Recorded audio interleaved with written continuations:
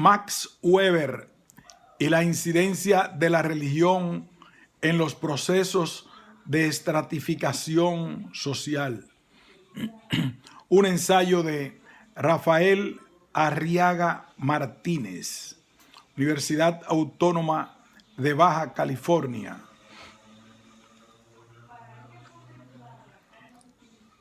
En este artículo tratamos de aportar elementos de conocimientos susceptibles de contribuir a una mejor comprensión de la posición conceptual de Max Weber con respecto al catolicismo, definido como una religión globalmente en conflicto con el etos capitalista. Sostenemos la pertinencia de la tesis religiosa de Weber, pese a ciertas evidencias empíricas favorables a los católicos de ascendencia europea en términos de ascenso social. Se trata de un proceso social posible de explicar a la luz de una serie de conceptos de Weber que define en su obra como racionalidad difusa, fuerzas históricas y la paradoja de la voluntad del hombre y su destino, o efectos no esperados, para expresarlo con el lenguaje de Raymond Boudon. Introducción. La realidad social de hoy en materia de estratificación social y por extensión de desarrollo económico estará realmente arbitrando en contra de la tesis de Max Weber respecto al catolicismo. No había concebido Weber las religiones como vehículos éticos susceptibles de inhibir o estimular los procesos de estratificación social y desarrollo económico. ¿Acaso no había identificado en su célebre Ética Protestante y Espíritu Capitalista disposiciones de espíritu y una ética económica en los católicos contraria al etos capitalista? Ahora bien, los datos que nos arroja la realidad de hoy en materia de estratificación social y de desarrollo económico por extensión no son los mismos que Weber observa y le sirven de base para sus estudios sociológicos. En Europa ya no es posible distinguir entre los países de cultura protestante y los de cultura católica las mismas diferencias y con la misma agudeza con que Weber todavía las observaba en su tiempo.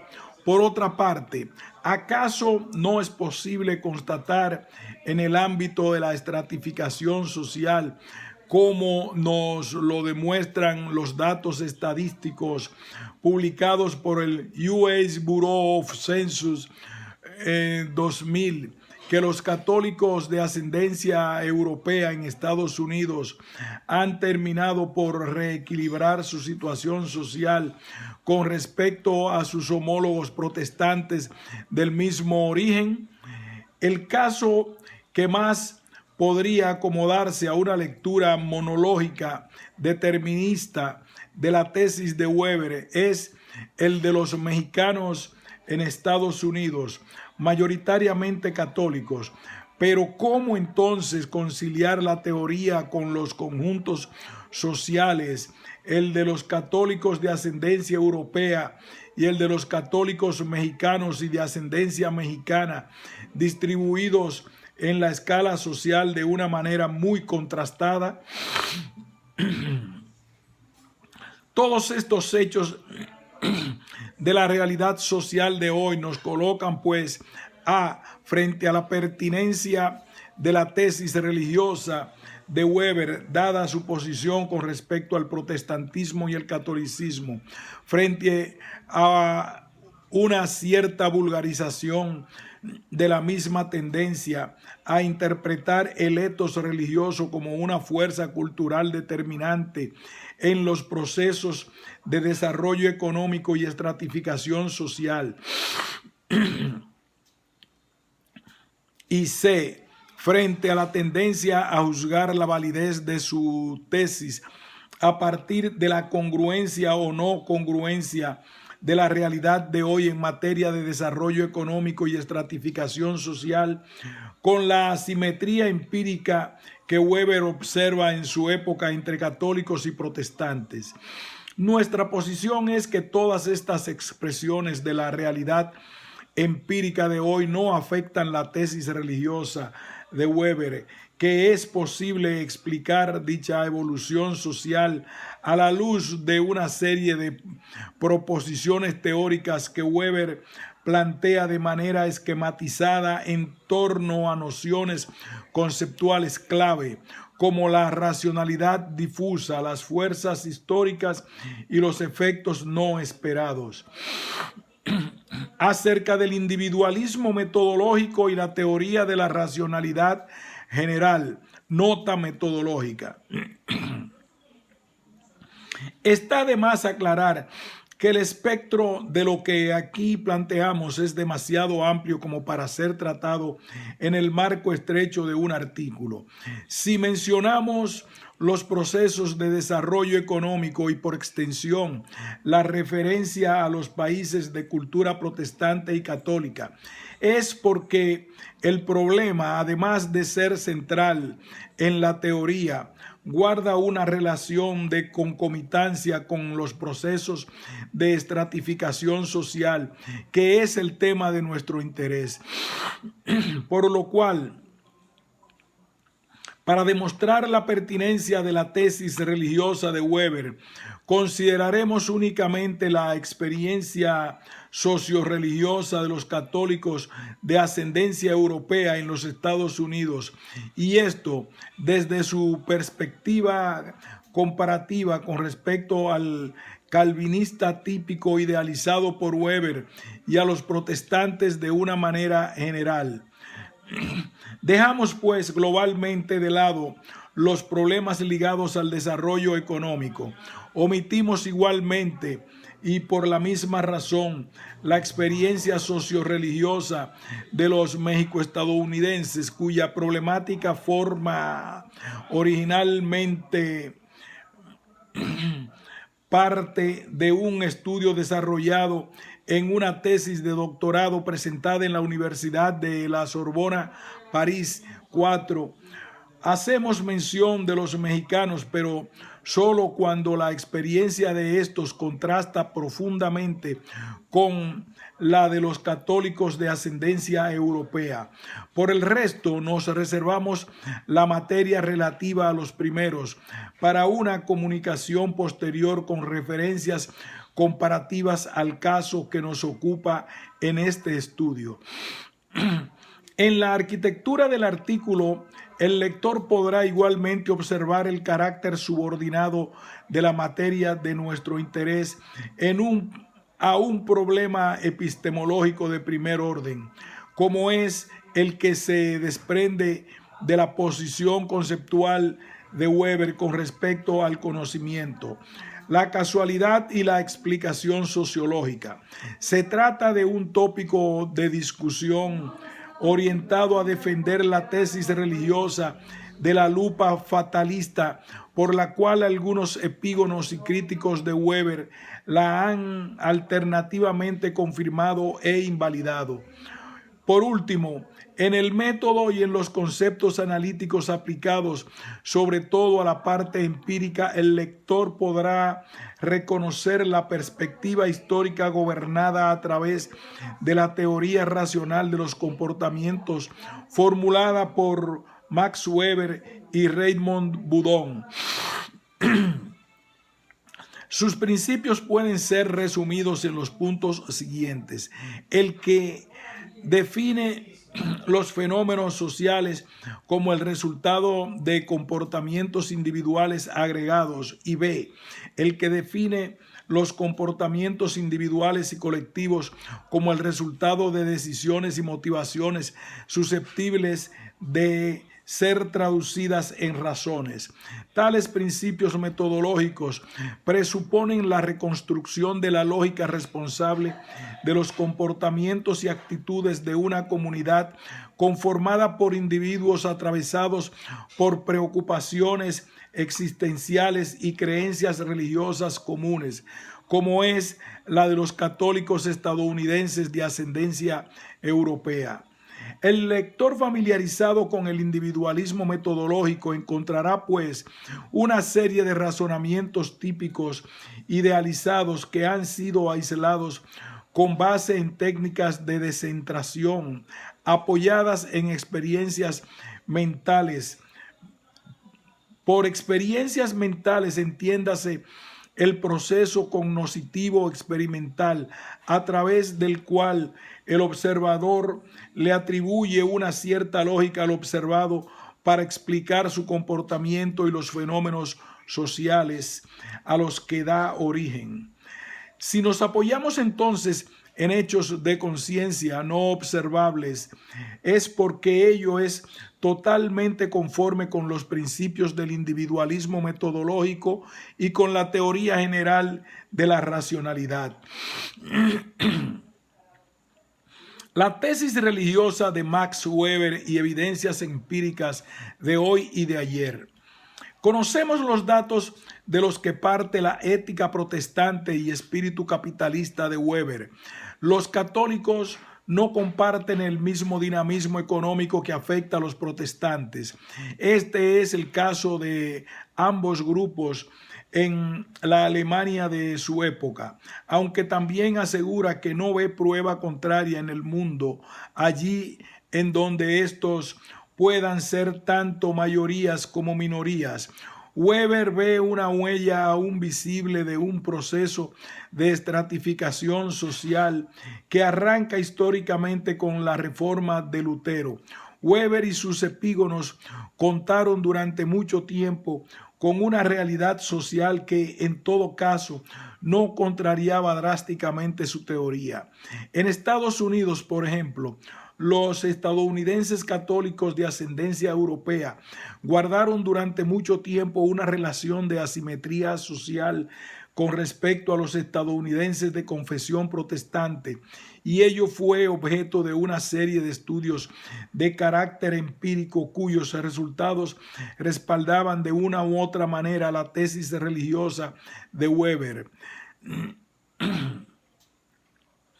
Los países de cultura católica destacaban en el mundo por su posición subalterna en materia de desarrollo económico con respecto a los países de cultura protestante, y todo ello, de nuevo, alentaba a los investigadores a presentar aquello como una prueba más de la validez de la tesis de Weber. El problema es que los procesos de estratificación social y desarrollo económico en el mundo han evolucionado de una manera distinta a la que Weber constata en su tiempo. La Alemania de cultura católica ya no es lo que fue en la época de Weber.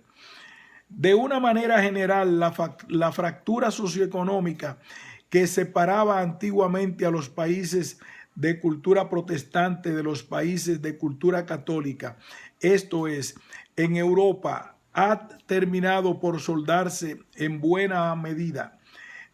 Por otra parte, ¿acaso no es posible constatar en los Estados Unidos el ascenso social fulgurante de los católicos al paso de las generaciones? Ellos también terminan por soldar la fractura de lo que los separaba de sus homólogos protestantes. Los contrastes socioeconómicos entre católicos y protestantes que durante buen tiempo alimentaron la literatura sociológica de inspiración weberiana ya no cuentan con el fundamento empírico de antaño. Todavía en los años 50, a los católicos se les percibía tanto por su estatus social como por sus creencias, su comportamiento y aún por su manera de concebir la historia nacional y su lugar dentro de la civilización de Occidente.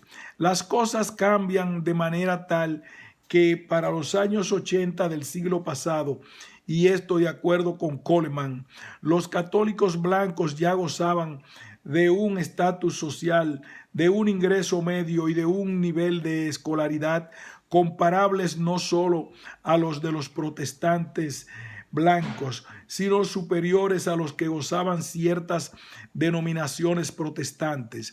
La realidad social de hoy estará pues realmente arbitrando en contra de la tesis religiosa de Max Weber, que no había concebido Weber las religiones como vehículos éticos susceptibles de inhibir o estimular los procesos de estratificación social y desarrollo económico, que acaso, como hemos dicho, no había descrito la racionalidad católica como fuerza activa contraria al espíritu capitalista.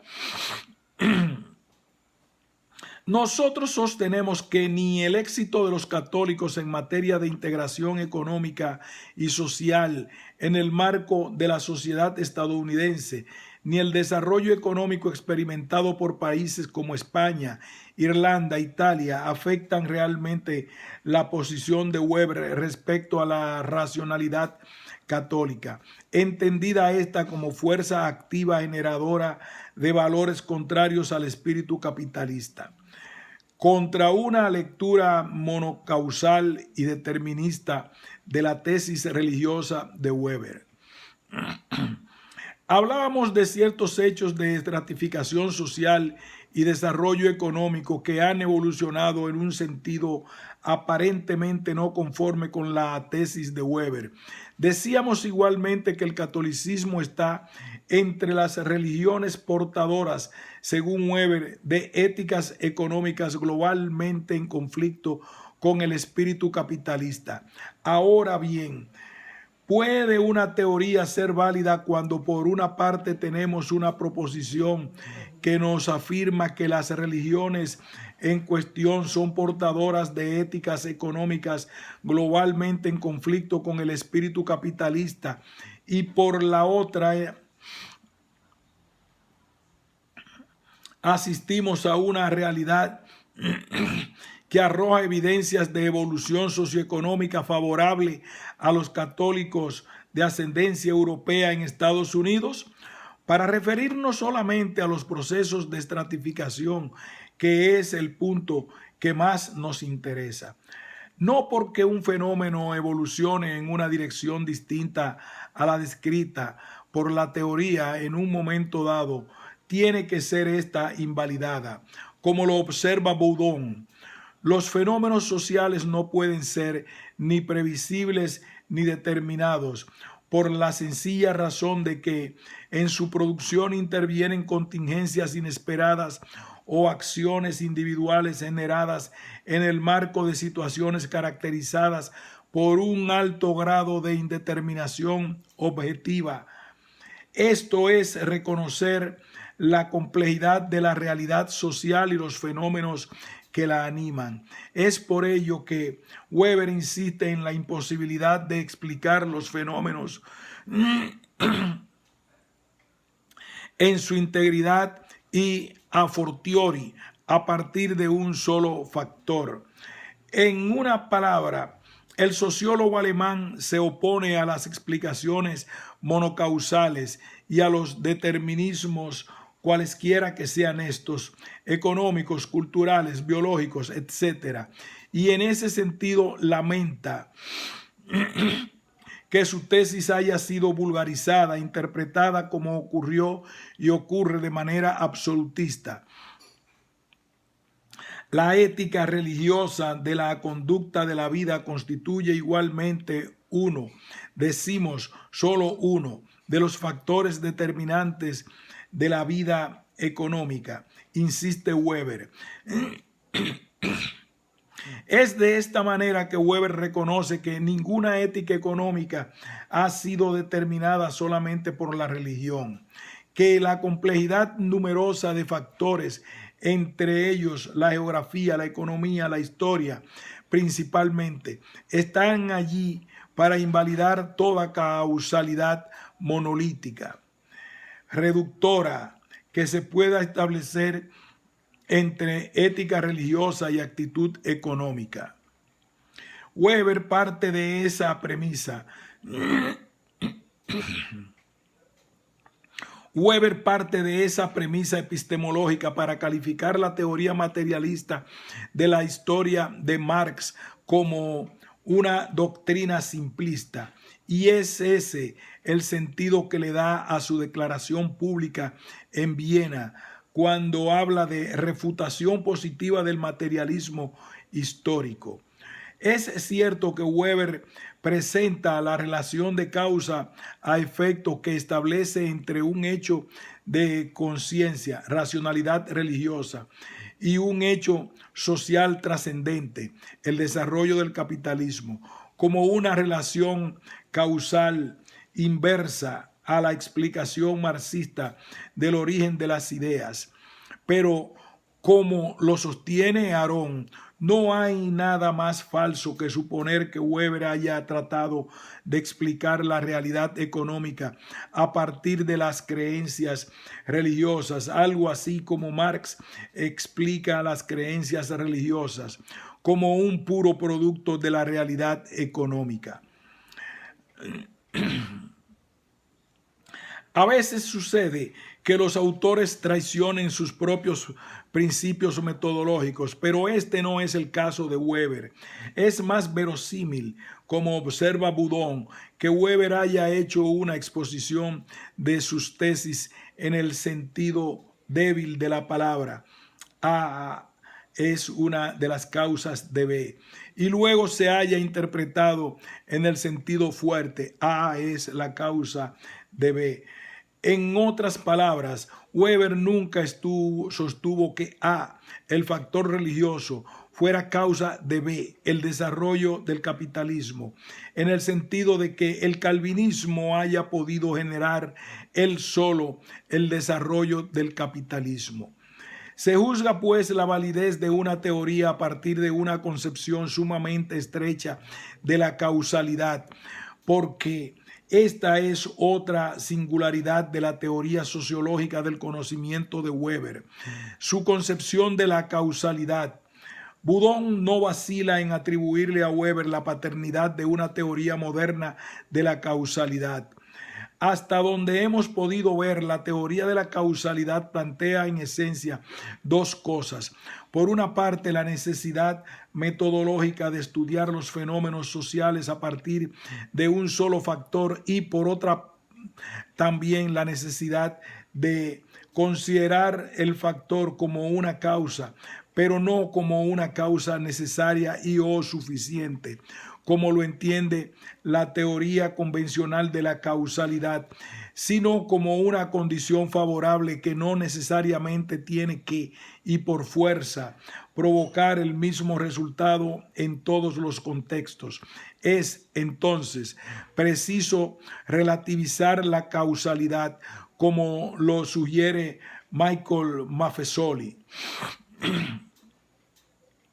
Decíamos, pues, que Weber rechaza los determinismos, cualesquiera que estos sean, que A es una de las causas de B. No significa, si bien en su momento y debido a una coyuntura sociohistórica favorable, el factor religioso haya jugado un rol de primera importancia, que A, el factor religioso, genere en todos los contextos los mismos resultados. No es una ley. Boudon observa al respecto que una regularidad empírica observada en un contexto puede desaparecer o invertirse en otro. Las realidades sociales son irrepetibles por la sencilla razón de que son el producto de contextos sociales complejos y particulares. La causalidad que establece Weber es, históricamente hablando, más manifiesta en los Estados Unidos, Inglaterra y Holanda que en otros países, incluyendo a la Escocia predominantemente presbiteriana, o a la Ginebra de Jean Calvin, en donde se constata la ausencia total de la variable dependiente, como lo observa Pelicani. Se trata finalmente de una relación causal sumamente limitada, como para esperar que el protestantismo genere donde quiera que se presente desarrollo o prosperidad para quienes la profesan, y el catolicismo lo contrario. Por ello es de ilusos esperar que la conversión al protestantismo transforme con ciencia cierta a los pueblos en agentes de cambio y en promotores de desarrollo económico. Weber era congruente con los hechos que observaba en su época y sobre todo con los relacionados con la expansión del capitalismo. Veía como plausible la difusión del capitalismo aún en países en donde contra toda evidencia la cultura le era incompatible en ciertos aspectos. Es de esta manera que Weber considera de manera particular el caso de una China influida por la racionalidad confuciana. El hecho es que el desarrollo económico fulgurante de países como Hong Kong, Taiwán, Singapur, entre otros, no hacen más que confirmar sus advertencias del potencial de la racionalidad utilitaria del confucianismo para influir en el desarrollo capitalista de China y por extensión en el de la China de la diáspora. Ahora bien, todo parece indicar que este proceso de recuperación económica fue acompañado de cambios culturales, como observan Inglehart en su estudio en torno a la modernidad y la cultura. En efecto, estos autores anotan en su estudio que el desarrollo económico registrado en países como Irlanda, España, Portugal, etcétera, han activado procesos de cambio de actitudes en sus pueblos con respecto a una infinidad de aspectos de la vida económica y política, de tal suerte que, afectados por la difusión del capitalismo, son ahora, constatan los autores, más racionales en sus comportamientos, más motivados por racionalidades utilitarias, para decirlo en otros términos. Se trata de una evidencia que Weber mismo se encarga de poner al descubierto al distinguir los procesos de desarrollo surgidos de la instalación de una cultura moderna en los procesos generados a partir de acciones individuales modernizadoras. Aún así, podemos decir que estos cambios empíricos no afectan la tesis de Weber en el sentido de que la teoría ofrece margen a una explicación imputable a las capacidades cognitivas de los individuos para asimilar las nuevas realidades derivadas de la expansión del capitalismo. Racionalismo económico y proceso de racionalidad difusa. El caso de los católicos de ascendencia europea. Weber observa los contrastes de comportamiento entre los católicos de Maryland y los puritanos de las otras colonias de la Nueva Inglaterra, pero no dice nada respecto a los católicos de Estados Unidos de su tiempo, los irlandeses y aún menos de los italianos y polacos que llegan de manera masiva a ese país entre 1880 y 1920.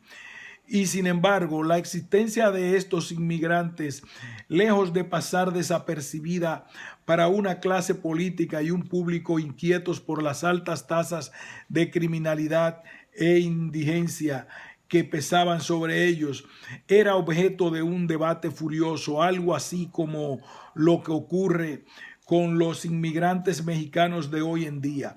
Es probable que por prudencia hayan guardado silencio, tratándose de una situación, ver la pobreza y la marginalización que afectaban a estos inmigrantes de confesión católica, verosímilmente difícil de imputar a las particularidades mentales de esos migrantes, precisamente por su escasa antigüedad de residencia en Estados Unidos.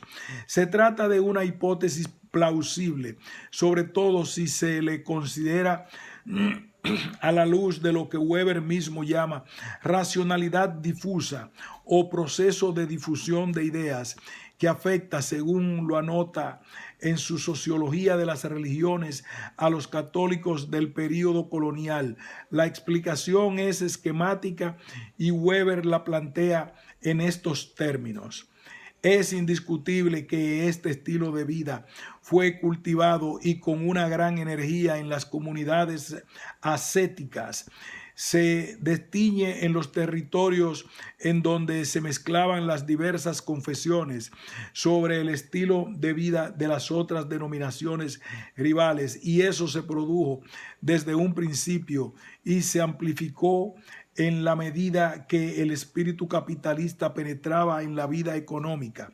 El fenómeno se observa desde muy temprano en los luteranos holandeses y americanos, e igualmente para los católicos americanos.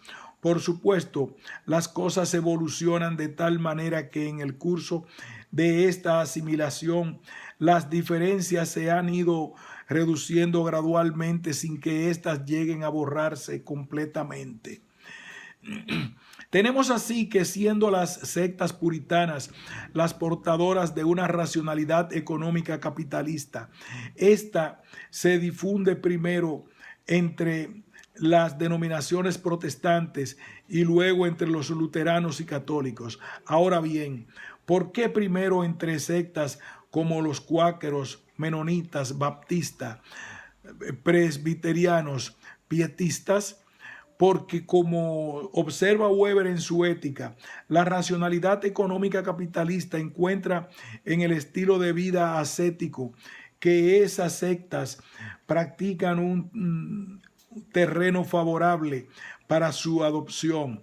Hablamos, pues, de un recurso cognoscitivo inexistente en el caso de los luteranos y los católicos, que fue adquirido a lo largo de un proceso en el que la religiosidad de los católicos se puritaniza como consecuencia del carácter facultativo que tienen los individuos para evaluar el entorno en el que viven. Con esto queremos decir que el carácter funcional o la compatibilidad de ciertas actitudes sostenidas por el protestantismo con las exigencias del capitalismo de ninguna manera escapan a la racionalidad de los laicos católicos de la costa este, conformados en su mayoría por inmigrantes de ascendencia europea.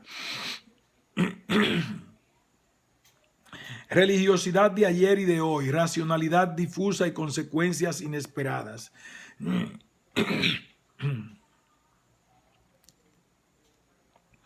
Estados Unidos es un país de inmigrantes, es cierto, pero esto es más verdad para los católicos que para los protestantes, que son quienes fundan este país en el siglo XVII. Esto ha dado lugar a un largo proceso de acumulación de riqueza, de transmisión de fortunas y, por vía de consecuencia, de movilidad social decididamente más ventajoso para los protestantes que para los católicos. Se trata de un factor que debió forzosamente haber actuado en la formación de los contrastes que por lo menos hasta los años 50 del siglo XX fueron agudos. Es cierto también que el ritmo de integración que experimentan los católicos no deja presagiar nada que pueda hacer de ellos un caso de excepción si se consideran las observaciones que el sociólogo alemán hace de estos dos grupos en materia de contrastes socioeconómicos. El hecho es que de década en década la brecha se separa a unos de otros, se ha venido estrechando, poniendo aparentemente en duda la idea según la cual el factor religioso seguiría actuando favorablemente para los unos y en detrimento de los otros. Greeley y Weigel van más lejos. El primero se obstina en demostrar estadísticamente la inversión de los contrastes socioeconómicos entre católicos y protestantes blancos, y el segundo lo explica como una consecuencia del surgimiento de una nueva ética entre los católicos de clase media alta. Según esto, la ética en cuestión tendría la particularidad de acrecentar la importancia de la creación de la riqueza en contraposición a la visión apologética de la pobreza. Por más que se pueda dudar de la validez de los resultados presentados por Greeley y de la explicación de Weigel, o por más que se insista en la existencia de una cierta ventaja socioeconómica a favor de los protestantes, las diferencias ya no podrán tener la misma significación sociológica que Weber les atribuía en su tiempo. Y ello es tanto más cierto cuanto la racionalidad religiosa estudiada por Weber pierde igualmente muchos de los rasgos que el sociólogo alemán le atribuía. El dogma de la predestinación, tal como lo entendía el puritano ideal tipificado por Weber, por ejemplo, es una creencia que ha dejado desde hace mucho tiempo de existir en la conciencia de los protestantes. En las iglesias protestantes, incluyendo aquellas para las que el born again es fundamental para la salvación, la gracia de Dios se administra como un bien espiritual sin ninguna referencia a la elección. Las sectas se transforman en iglesias alejadas de la posibilidad de controlar rigurosamente a sus adeptos sobre la base de una cierta ética, como en los viejos tiempos del puritanismo. En los viejos tiempos del protestantismo, a diferencia de lo que observamos hoy, la búsqueda de la gracia de Dios se daba en un contexto de incertidumbre espiritual, y ello hacía que, por lo menos en teoría, los creyentes orientaran racionalmente su comportamiento a la salvación. Es una actitud que, según un autor, hoy en día concierne cada vez a menos gente. La importancia de la creencia en la predestinación y la angustia que genera en los creyentes no deja de ser mayor porque, según Weber, además de favorecer el comportamiento económico en los términos ya señalados, neutraliza los efectos inhibidores derivados de la conciencia de pertenecer a los elegidos. Nos referimos a un sentimiento cuya intensidad alcanza, de acuerdo con Weber, una altura vertiginosa. Para Weber, el sentimentalismo religioso constituía en sí una amenaza para el racionalismo económico y como tal lo explora en el caso de los puritanos y otras sectas como los pietistas y los metodistas.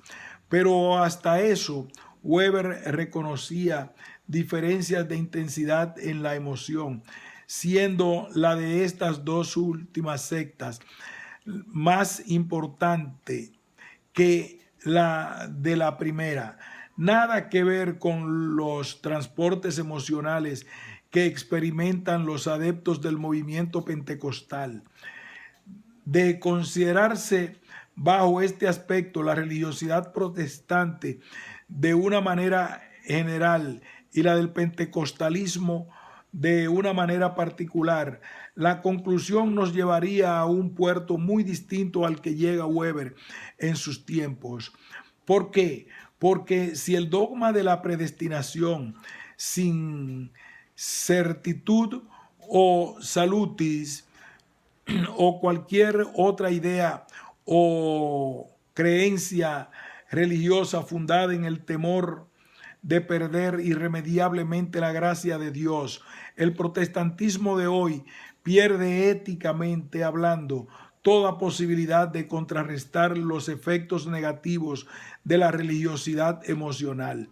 Los nostálgicos concluyen que es debido a la ausencia de tales creencias que la religiosidad en Estados Unidos ha perdido mucho de su autenticidad. La nostalgia por los tiempos heroicos del puritanismo se fundamenta en una impresión, la de que se viven tiempos de decadencia, de pérdida de confianza y de valores. Una buena parte de la clase política conservadora lo ha venido expresando así. Pero lo más grave de todo es que desde las esferas del saber se postula la existencia de elementos portadores de valores que minan la ética en la que se cimenta el sueño americano.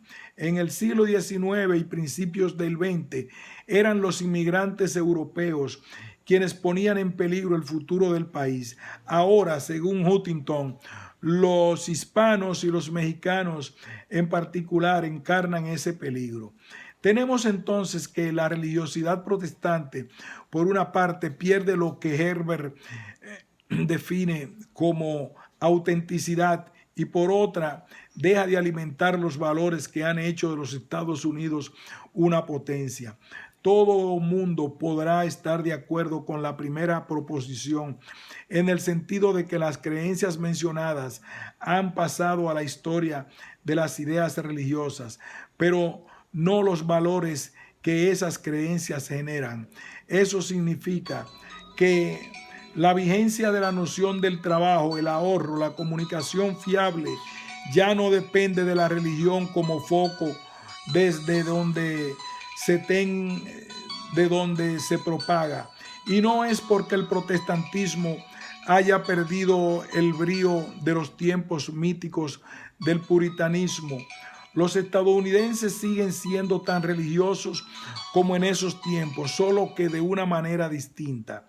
Digamos que la modernidad afecta a la religiosidad de los estadounidenses, pero más desde un punto de vista cualitativo que cuantitativo, en el sentido de que los individuos de hoy tienden a comprender su religiosidad más con apego a una ética de responsabilidad que a una convicción.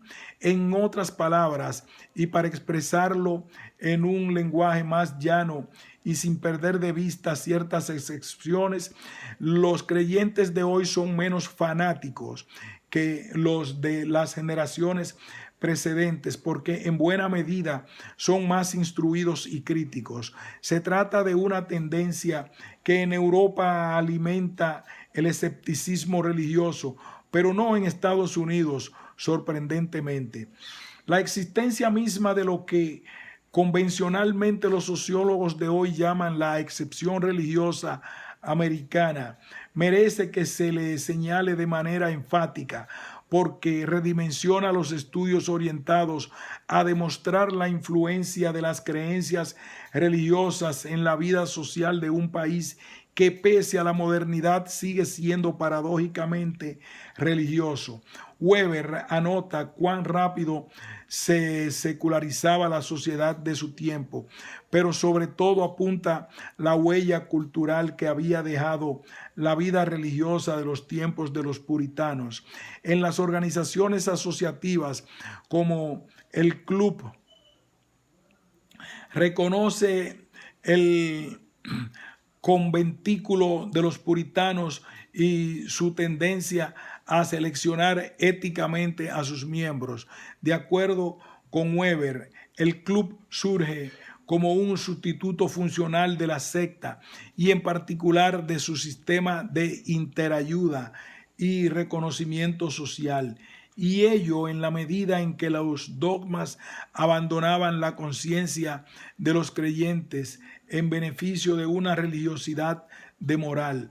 Aquí se plantea de nuevo la oposición entre ética de convicción y ética de responsabilidad y el desliz de una acción más centrada en la moral que en el dogma.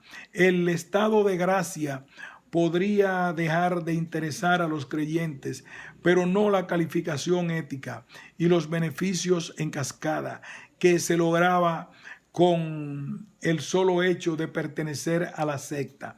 Es pues de esta necesidad que nace, según Weber, esta forma específica de organización social que es el club.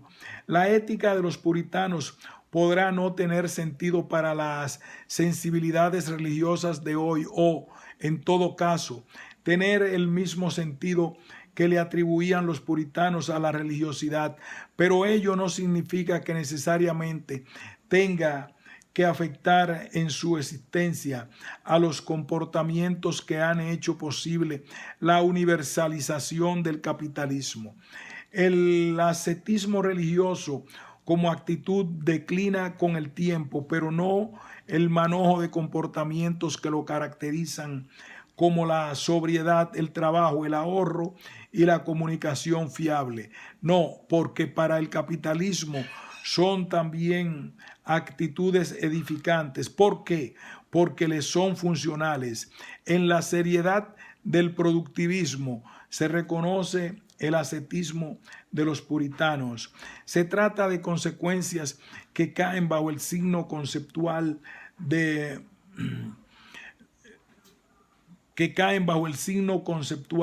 boudiano de los efectos no buscados, inesperados o perversos, o aún lo que Weber llamó la paradoja de la voluntad del hombre y su destino. ¿Qué significa esto? Que para los puritanos la sobriedad, el trabajo, el ahorro y la fiabilidad en la acumulación, entre otras actitudes, tenían una significación metafísica trascendental que solo Dios y los miembros del conventículo comprendían, porque finalmente era ante Dios que se ganaba la confirmación religiosa y ante los miembros de la secta la confirmación social. Por una parte, tenemos pues que las virtudes de la secta exigía que la secta exigía era en la práctica medios éticos que conducían hacia una felicidad que no era de este mundo, pero por otra parte vemos a un individuo más bien dispuesto a trabajar para que la felicidad fuera una cosa de este mundo. Sin embargo, para ello fue preciso que todas esas virtudes mencionadas produjeran lo que ineluctablemente tenía que producir: riqueza. Pero no solo eso. Los puritanos aureolan de santidad la filosofía de la avaricia en una época en la que el afán del dinero era considerado como una actividad inconfesable, sin dignidad y como manifestación de una avaricia sórdida. Para repetirlo en los mismos términos de Weber, el hecho es que hoy en día ya no es necesaria la religión para disimular la búsqueda de una ganancia, de un beneficio o aún de la riqueza.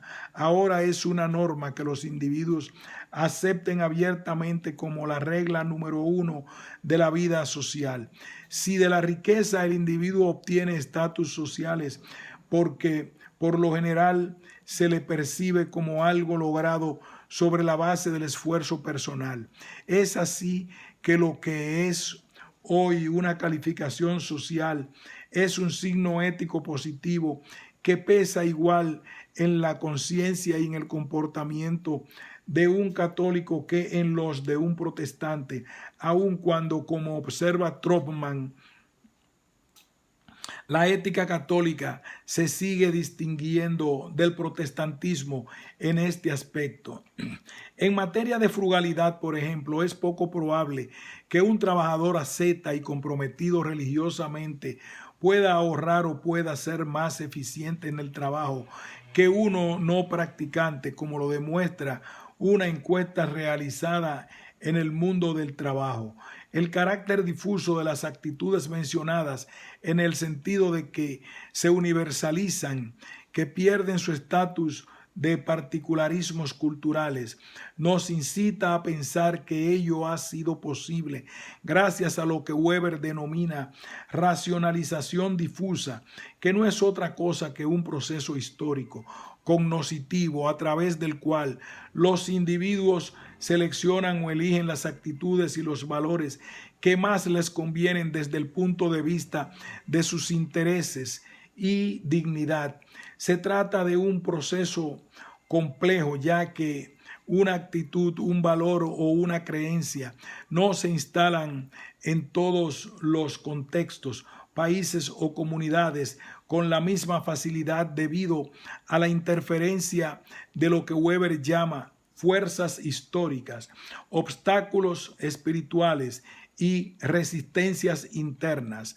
A diferencia de estos dos últimos conceptos que Weber concibe como dificultades de carácter cognoscitivo, las fuerzas históricas actúan como fuerzas externas al individuo con capacidad para acelerar o frenar la difusión de una idea, actitud, valor o simplemente para instalar una institución. Me parece que con una proposición así es posible determinar la existencia o ausencia de los obstáculos espirituales, ideas, creencias, actitudes y resistencias internas, intereses materiales e ideales. En el caso particular de los grupos sociales de nuestro interés y en qué medida su ausencia o su presencia facilita o frena el progreso socioeconómico de sus miembros. En cuanto al concepto de fuerzas históricas, estas se pueden presentar bajo la forma de factor social o económico o de contingencia simplemente. La tasa de urbanización de un grupo, por ejemplo, puede afectar el comportamiento social y cognoscitivo de los individuos y también generar efectos no esperados. Urbanización, industrialización y proceso inesperado de movilidad social acelerado. El caso de los católicos de ascendencia europea.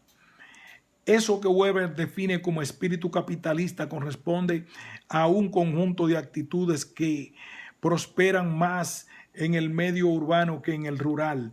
Es en la ciudad del siglo XIX donde florecen las manufacturas y sus agentes, los empresarios y los obreros. Ahora bien, la experiencia urbana y más particularmente la circunscrita a la manufactura y sus consecuencias en términos de disciplina y capacitación es una realidad que afecta más y de una manera amplia a los católicos que a los protestantes. Nueva York fue el puerto de entrada y en consecuencia el paso obligado de todos los inmigrantes originarios de Europa.